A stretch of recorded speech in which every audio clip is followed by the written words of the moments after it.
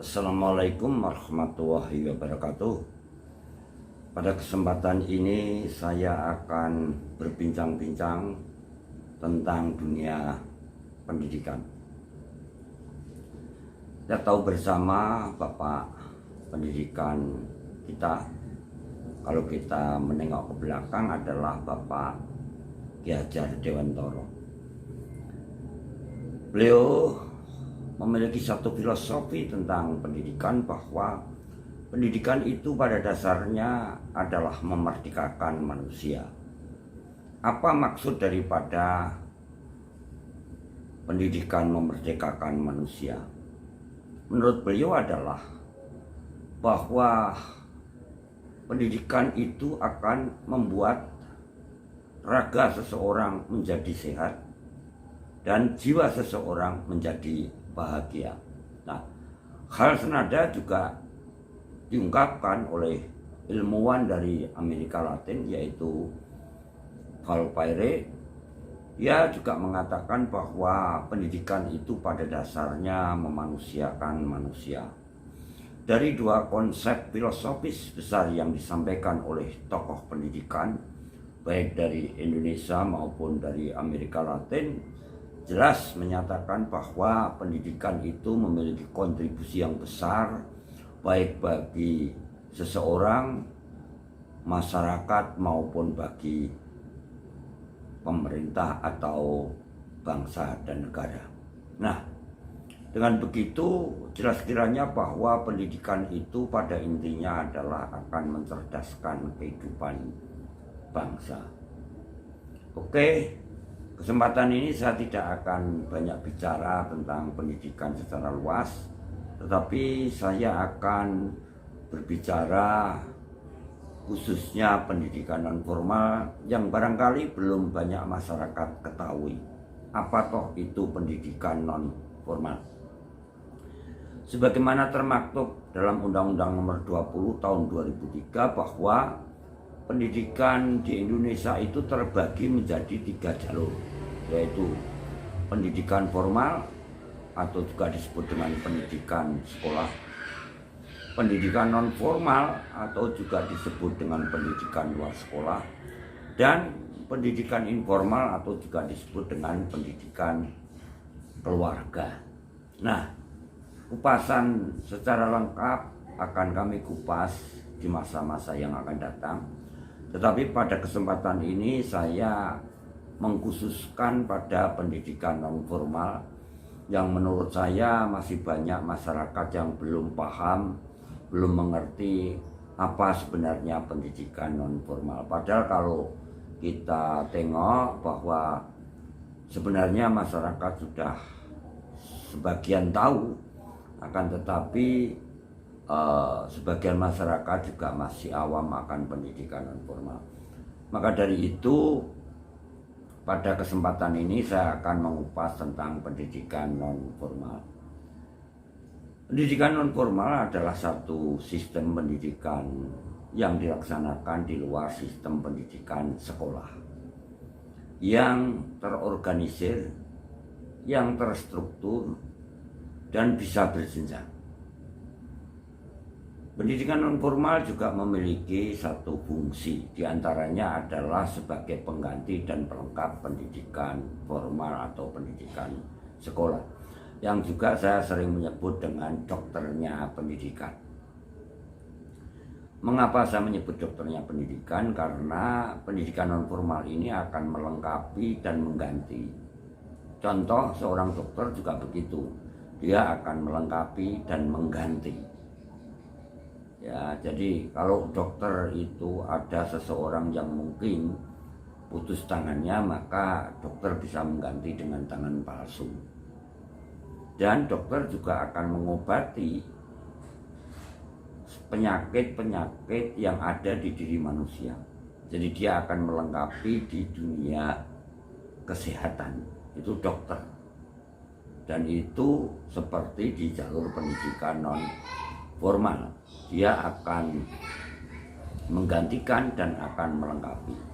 Sebagai pengganti, contohnya adalah pendidikan kesetaraan.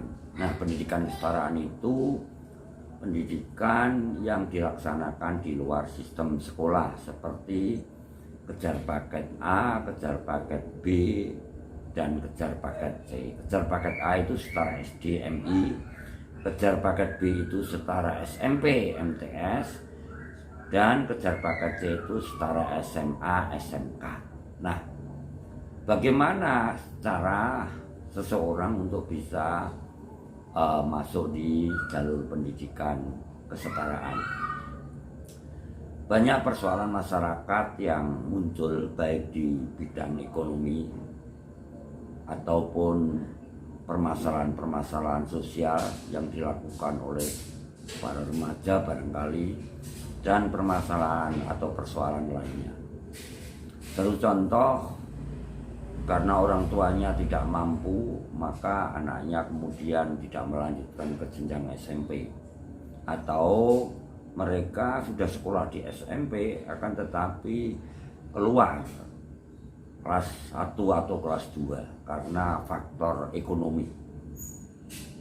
Nah, di situ kalau mereka kemudian sudah bekerja atau memiliki minat walaupun belum bekerja untuk melanjutkan SMP-nya, maka bisa ditempuh di jalur pendidikan non formal, yaitu pendidikan kesetaraan paket B. Demikian juga mereka yang barangkali putus di SMA atau lulus SMP tetapi tidak bisa melanjutkan, kemudian dia bekerja di pabrik atau apa begitu, sehingga dia ingin melanjutkan pendidikannya lagi agar menambah keilmuannya, menambah wawasannya, dan barangkali kalau dia yang sudah bekerja bisa menambah gaji pokoknya. Saya pernah mengajar di kejar paket C, pendidikan kesetaraan paket C. Ada murid saya atau warga belajar saya yang kebetulan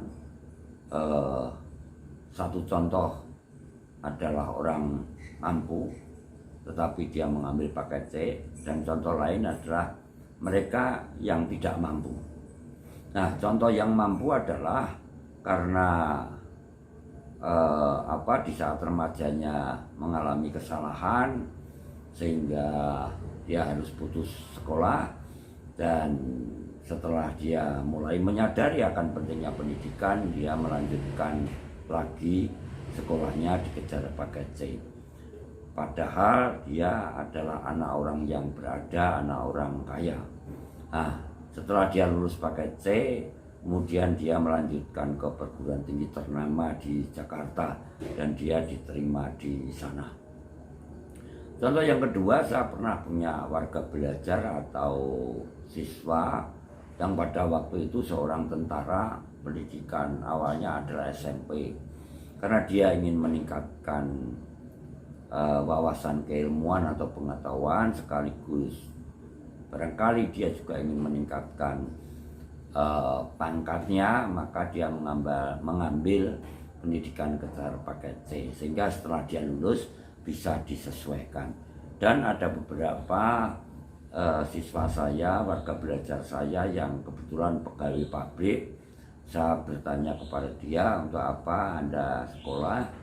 Ya, jawabnya polos bahwa dengan memiliki ijazah setara SMA maka gaji pokoknya bisa meningkat. Itu satu contoh di pendidikan kesetaraan sebagai pengganti. Tetapi ada juga fungsi yang lain, yaitu pendidikan non formal sebagai pelengkap. Nah, sebagai pelengkap ini banyak dilakukan oleh masyarakat, baik yang ekonominya lemah maupun yang ekonominya kuat. Yang ekonominya kuat contohnya adalah barangkali sudah lulus sarjana, tetapi bahasa Inggrisnya masih grade-nya rendah. Karena dia ingin meningkatkan bahasa Inggrisnya, maka dia mengambil kursus di lembaga-lembaga kursus.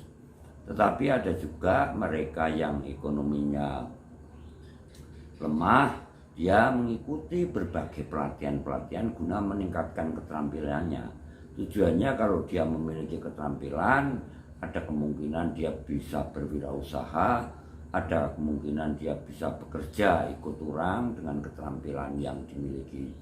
Dan kalau yang sudah betul-betul terstruktur, betul-betul terorganisir adalah kelompok bermain atau playgroup ya. Jadi pendidikan anak usia dini itu sudah sangat terstruktur, sudah sangat terorganisir, sehingga keberadaannya sangat jelas di mata masyarakat. Tetapi saya yakin mereka juga belum tahu bahwa playgroup atau kelompok bermain itulah pendidikan non formal.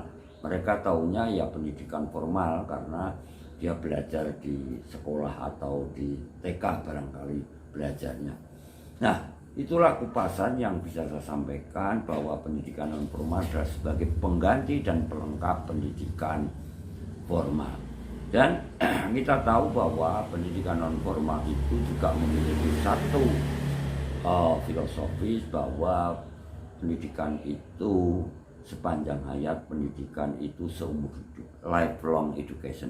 Jadi belajar itu di mana saja, kapan saja, dan saat apa saja. Sebagai contoh, Anda naik motor atau naik mobil, kebetulan melihat di kanan jalan Anda ada bengkel atau ada orang jual bensin. Jadi sewaktu-waktu Anda melewati situ dan kemudian motor atau mobil Anda mengalami kerusakan, Anda sudah ingat bahwa di depan 100 meter ada bengkel, jadi tidak perlu balik arah. Inilah fungsi dan manfaat sekaligus tujuan daripada pendidikan non formal untuk meningkatkan kecerdasan sekaligus meningkatkan ekonomi masyarakat. Oke, terima kasih.